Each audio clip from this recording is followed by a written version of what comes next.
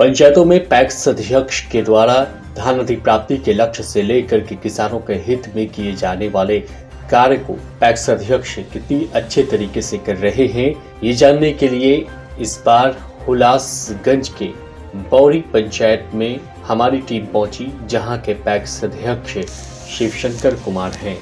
शिवशंकर कुमार के द्वारा धान अधिप्राप्ति के लक्ष्य को बेहतर तरीके से पूरा किया जा रहा है। साथ ही साथ खाद का लाइसेंस होने की वजह से किसानों को खाद भी दिया जा रहा है, लेकिन खाद को लेकर के पैक्स अध्यक्ष शिवशंकर कुमार को कुछ परेशानियों का जरूर सामना करना पड़ रहा है।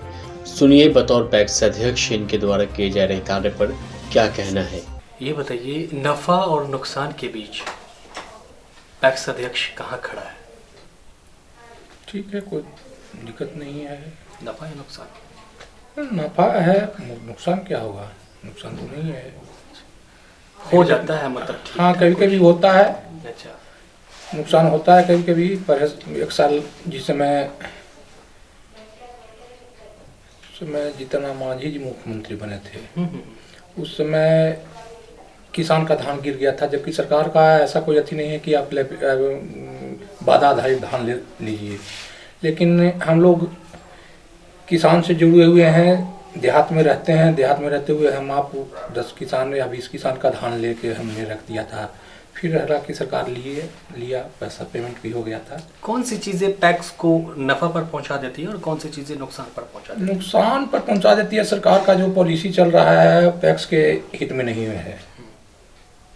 हम लोग को 1 रुपया भी दिया जाता है, उसका इंटरेस्ट पर दिया जाता है।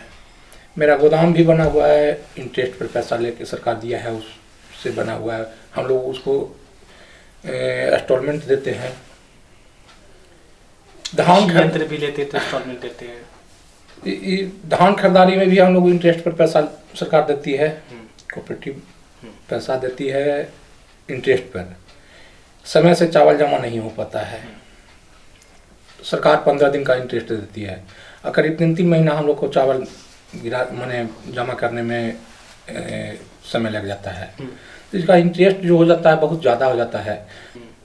हम लोग का 31 रुपया कुछ पैसा कमीशन है।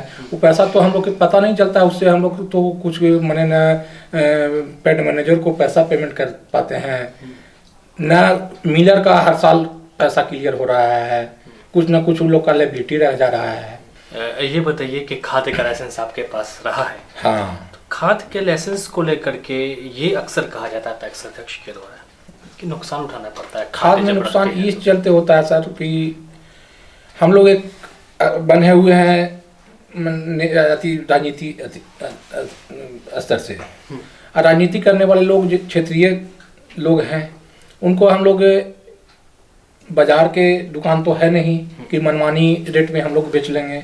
सीमित बना हुआ है, इतना प्राइस पर बेचना है। हम लोग बेचते हैं तो उसमें देखिए उधारी जो लग जाता है खाद में, वही लॉस उसमें होता है, और तो कोई लॉस है नहीं खाद में। नुकसान वहाँ हो रहा है कि देहात के लोग अभी नहीं जान रहे हैं कि जो अभी चल रहा है लिक्विड वाला यूरिया या लिक्विड वाला DAP, उसके बारे में किसान लोग उतना परिपूर्ण नहीं हुए। हालांकि है वो अच्छा चीज़, हम अपने खुद उसको प्रयोग किए हैं, बेनिफिट दिखाया है, लेकिन 100 के दिमाग में ही नहीं जा रहा है चीज़। टैक्स के लिए केंद्र सरकार सहकारिता मंत्री जो अमित शाह बड़ी घोषणा की है, बड़ी बात घोषणा की है, लेकिन वो सब धरातल पर अभी नहीं आ रहा है। अच्छा। धरातल पर आने में अभी अब हम क्या कहें भाई, हम तो उतना मुझे जानकारी है नहीं कि हम कब आवेगा क्या होगा, इसके बारे में हम नहीं बता सकते हैं। लेकिन वो सब अभी घोषणा चल रहा है, पर स्तर पर आ नहीं रहा है। स्तर पर आ नहीं, चाहे जन औषधि केंद्र हो चाहे CSC हो। जन औषधि केंद्र में तो हम तो नहीं उसका अचीव भी नहीं किए हैं, लेकिन उसमें जो सिस्टम बना हुआ है उस सिस्टम से कोई लाभदायक नहीं होगा। अच्छा, वही वाला चीजें हो जाएंगी जैसे खाद लाइसेंस के लिए। हाँ, उसमें भी है कि अथी का डिग्री चाहिए, तो डिग्री वाला से हम लोग मान लिया कि अगर जो कॉन्ट्रैक्ट पर भी लेते हैं तो 10,000-15,000 रुपया मंथली उसका देना पड़ेगा। मांगता है, देना है। बजट नहीं है उतना, समिति के पास रुपया नहीं है। और उसमें भी बहुत जो भी सरकार का योजना आ रहा है जो सही, लेकिन इतना इस समय उलझ गया है कि उसको उतना कर पाना मुश्किल है। जो हम लोग पैक्स के अभी तत्काल में धान का जो अधिप्राप्ति कर रहे हैं, उसमें भी इतना कठिनाई है कि हम लोग की जिला जहानाबाद है। अब जहानाबाद हम लोग को डेली जाना है। अब सोचिए हम लोग वहाँ से 40 किलोमीटर पर दूर पर हैं, डेली जहानाबाद जाना और ना, कठिनाई तो बहुत है। दूसरा चीज़ है कि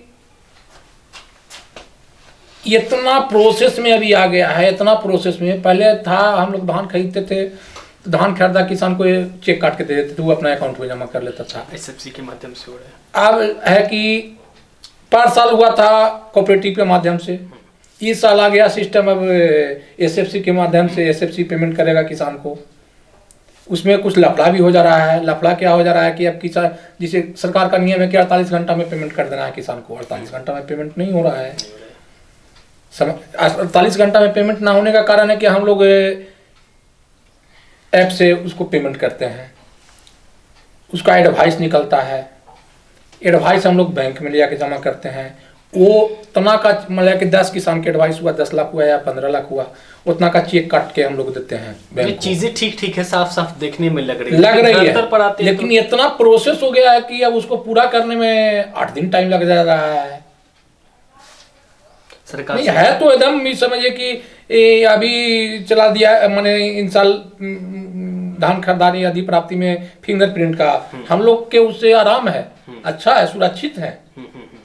लेकिन अब किसान को प्रोसेस में दिक्कत हो रहा है। किसान को अब सवेरे आवे पड़ता है। अब आज धान तो देखिए, अप टू डेट तो कोई काम होगा नहीं। अब धान लेके 4 बजे आवेंगे तो 4 बजे लोग बैठल नहीं रहेगा यहाँ।